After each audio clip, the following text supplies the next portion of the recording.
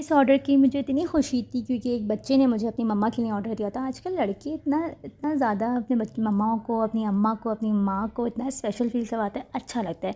और वो मेरे ख़्याल से 5 क्लास का बच्चा होगा, उसने कहा था कि आप ही मुझे इस तरह से ना कपकेक्स बना देगा। 6 का सेट अलग था और 4 का अलग था, 2 कस्टमर थे अलग-अलग।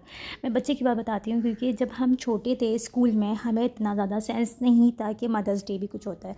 अच्छा, सच्ची बात ये है कि मेरी अम्मी नहीं है तो मुझे इतना भी नहीं पता था कि मदर्स डे होता है। जब मैं बहुत छोटी थी तो मेरी अम्मा की डेथ हो गई थी, तो बस उसके बाद नहीं पता था कि मदर्स डे भी कोई चीज़ है।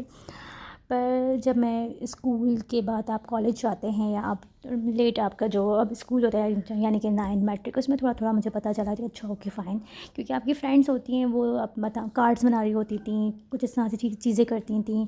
उनको सरप्राइज़ देने के लिए ना कोई डीआईवाई चीज़ें बनाती थी, तो मुझे बड़ा उससे फ़ील होता था और मैं कहती थी यार मेरी अम्मा क्यों नहीं है मेरे पास, क्यों नहीं है, मैं क्यों नहीं उनको विश कर सकती। फिर थोड़े टाइम बाद जब मैं बड़ी हो गई मतलब कॉलेज के अंदर गई, तो फिर मैं उनकी पिक्चर के साथ कुछ ना कुछ लिख के ज़रूर लगाती थी, चाहे वो स्टेटस पे हो, चाहे वो किसी भी तरह से मैं अपने पास रखती थी। और फिर मैं उनसे बातें भी करती थी और मैं रोती भी थी, ज़ाहिर सी बात है। बट बेटियां जो होती हैं ना बहुत इमोशनल होती हैं अम्माओं के लिए, लड़कों को शायद इतना ज़्यादा फ़र्क नहीं पड़ता होगा। पर आई डोंट नो, मेरे 4 भाई हैं और उसके बाद फिर मैं खुद हूँ।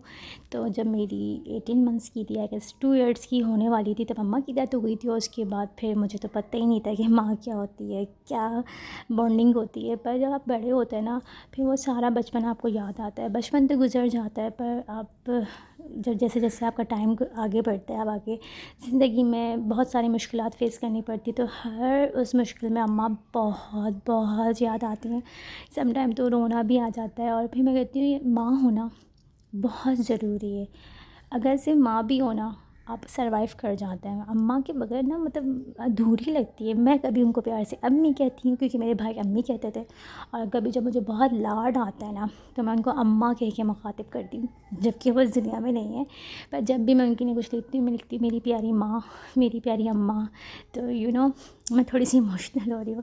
तो मुझे बहुत खुशी होती है, आजकल के बच्चे बहुत अच्छे से सेलिब्रेट करते हैं और करना भी चाहिए। ज़रूरी नहीं है कि एक दिन हो माँ का तो हर दिन होता है।